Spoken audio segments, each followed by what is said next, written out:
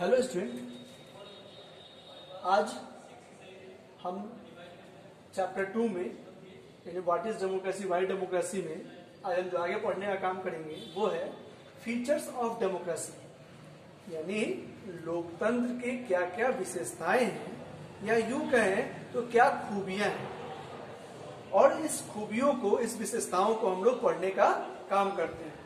तो सबसे पहला है रिप्रेजेंटेटिव इलेक्शंस, यानी यहाँ जो इलेक्शंस होते हैं, सबसे पहली बात कि डेमोक्रेसी में इंटरवल्स ऑफ टाइम पे इलेक्शंस होते हैं, और वो इलेक्शन इसलिए होते हैं क्योंकि डेमोक्रेटिक सिस्टम में, डेमोक्रेटिक कंट्री आप नाम ही जानते हैं, डेमोक्रेसी का मतलब ही होता है चुनी हुई सरकार, इन लोगों के द्वारा चुनी हुई सरकार को डेमोक्रेसी का नाम देते हैं। तो यानी जैसा कि हम जानते हैं कि यहाँ जो लोग हैं वो अपने रिप्रेजेंटेटिव्स को जो होता है चुनने का काम करते हैं, और वो रिप्रेजेंटेटिव्स जो होता है वही फाइनल में जो पीएम और प्रेसिडेंट होते हैं उन्हें चुनने का काम करता है, और वही मेजर डिसीजंस लेने का काम करते हैं। यानी रिप्रेजेंटेटिव्स इलेक्शन देखने को मिलते हैं। यानी यहाँ हर इंटरवल्स ऑफ टाइम, अपने इंडिया में 5 सालों पे, किसी देशों में 6 सालों पे, अमेरिका में 4 सालों पे, अलग अलग कंट्रियों में इलेक्शंस का जो इंटरवल्स ऑफ टाइम है वो अलग अलग है, और वहाँ रिप्रेजेंटेटिव्स के आधार पे जो है वहाँ डिसीजंस या रूल करने का काम किया जाता है। Second, freedom to form party association union, यानी यहाँ आप किसी तरह की पॉलिटिकल पार्टी बना सकते हैं। यही नहीं, आप किसी तरह का एसोसिएशन बना सकते हैं, यूनियन बना सकते हैं। जनरली आप सुने होंगे लेबर यूनियन है, जो है रिक्शा चालकों का यूनियन है, टेम्पो चालकों का यूनियन है, अलग अलग तरह से एसोसिएशन बने हुए हैं। तो आपको जो है पार्टी एसोसिएशन यूनियन बनाने का अधिकार है।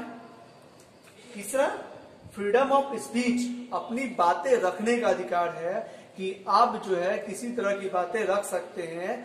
प्रेस और मीडिया को जो है अपनी जो होता है बातें रखने का अधिकार है, वो कुछ भी जो होता है लिख सकते हैं, छाप सकते हैं, बोल सकते हैं।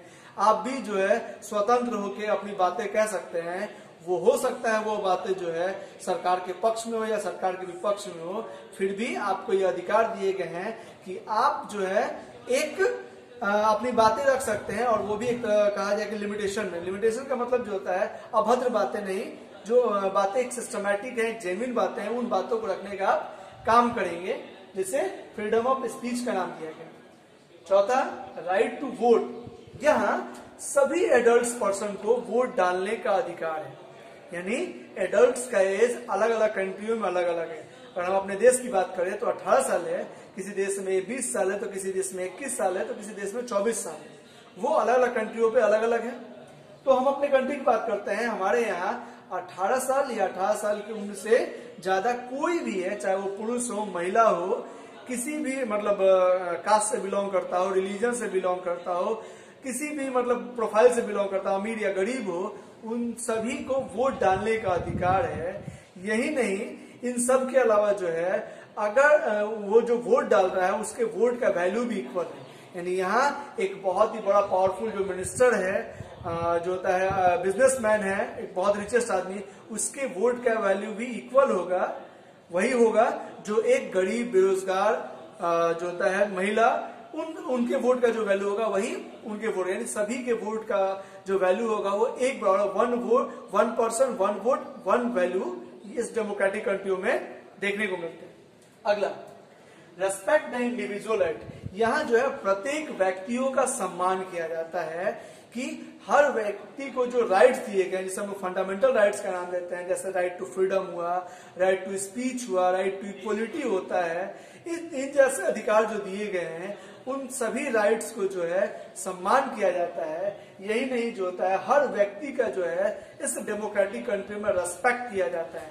यानी यह माना जाता है कि उसके वोट के द्वारा ही पीएम और प्रेसिडेंट का चुनाव होता है। यही नहीं, उसके वोट का वैल्यू भी उतना ही है जितना उस देश के एक रिचेस्ट, एक पावरफुल व्यक्ति का है। यही अगर वही जो क्राइम वो करेगा और एक क्राइम जो रिचेस्ट व्यक्ति या पावरफुल व्यक्ति करेगा, दोनों को सेम पनिशमेंट दिया जाएगा। इसका मतलब हर एक व्यक्ति का इक्वल सम्मान है, हर एक व्यक्ति को एक समान संविधान में उस कंट्री में माना जाता है। अगला, रेस्पेक्ट फॉर द लॉ, यानी कानून का सम्मान। जो भी व्यक्ति चुन कर जाते हैं, खासकर रिप्रेजेंटेटिव्स की मैं बात कर रहा हूं, तो उन सभी रिप्रेजेंटेटिव्स को लॉ के हिसाब से ही काम करने हैं। जो भी कॉन्स्टिट्यूशन में लॉ बनाए गए हैं, वो उनके पावर्स दिए गए हैं, वो पावर्स जो होता है वही पावर्स का वो यूज करेंगे। इसके साथ साथ वहां पावर्स के लिमिटेशंस भी हैं कि आपकी पावर्स जो होता है कहाँ खत्म होते हैं। यही नहीं जो होता है कि आपके क्या क्या काम के हैं, आपके काम के दायरे क्या हैं, आपके क्षेत्राधिकार क्या क्या हैं। यानी उनको कानून का सम्मान करना पड़ेगा, चाहे कोई भी व्यक्ति हो, किसी से भी जो होता है। यही नहीं, सिर्फ रिप्रेजेंटेटिव्स के लिए नहीं है, बल्कि आम जनता के लिए भी है। अगर वो डेमोक्रेटिक कंट्री में रह रही है तो उसको लॉ फॉलो करने पड़ेंगे, चाहे वो ट्रैफिक लॉ जो होता है रूल हो या अन्य कॉमन लॉ क्यों नहीं हो, सभी लॉ को उन्हें फॉलो करना होगा, यानी रेस्पेक्ट करना होगा, रेस्पेक्ट फॉर द लॉ। अगला, इंडिपेंडेंस ऑफ जुडिशरी, यानी यहाँ जो जुडिशरी है, यहाँ जो न्यायपालिका है, वो एकदम आजाद है, इंडिपेंडेंट है। उस पर किसी तरह की बंदिश, उस पर किसी तरह का दबाव नहीं है। इसका मतलब यह होता है कि जुडिशरी इंडिपेंडेंट है। इंडिपेंडेंट कहने का मतलब कि वो खुलकर किसी तरह का डिसीजन दे सकती है। हो सकता है वो डिसीजन जो होता है किसी मंत्री, किसी सांसद, किसी जो होता है पीएम, किसी प्रेसिडेंट के खिलाफ हो, उसे सजा भी दे सकती है, उसे सम्मान भी दे सकती है। वो इंडिपेंडेंट है और उस पर किसी तरह की बंदिश नहीं है, उस पर किसी तरह का उसके जो डिसीजंस हैं उसको बदला नहीं जाता है। जबकि नॉन डेमोक्रेटिक कंट्री में, जैसे आप आगे पढ़ने का काम करेंगे, बहुत सारे नॉन डेमोक्रेटिक कंट्री में क्या होता है कि अगर जुडिशरी ने गवर्नमेंट के खिलाफ जो है अगर डिसीजन देने का काम किया तो वो उस डिसीजन को क्या कर देते हैं, चेंज करने का काम करते हैं, उसको चेंज कर देते हैं। या वो जो जज होता है उनको जो होता है पनिश करने का काम करते हैं, उन्हें एक तरीके से एक्सप्लॉइट करने का काम करते हैं। लेकिन यहाँ डेमोक्रेटिक कंट्री में जुडिशरी कंप्लीट इंडिपेंडेंट है। मतलब एक जो होता है यहाँ जो भी डिसीजन जो होता है दिए जाएंगे जुडिशरी द्वारा, वो हर किसी को फॉलो करने होंगे, चाहे वो उस देश का प्रधानमंत्री हो, राष्ट्रपति हो या बहुत बड़ा उद्योगपति क्यों नहीं। यानी यहाँ जुडिशरी इंडिपेंडेंट देखने को मिलती है। अगला, फ्रीडम ऑफ असेंबली। आप किसी तरह की जो है जनसभा जो है शांतिपूर्वक कर सकते हैं। आपको असेंबली पब्लिक मीटिंग जो है आप कर सकते हैं, बशर्ते उस असेंबली पब्लिक मीटिंग की जो जानकारी है आपके जो क्षेत्र के जो डीएम हैं उनको आप पहले से पूर्व सूचना दे दें, उससे आप परमिशन ले लें। अगर परमिशन आपको मिल जाती है देन आप जो है वो असेंबली, वो पब्लिक मीटिंग जो है आप कर सकते हैं।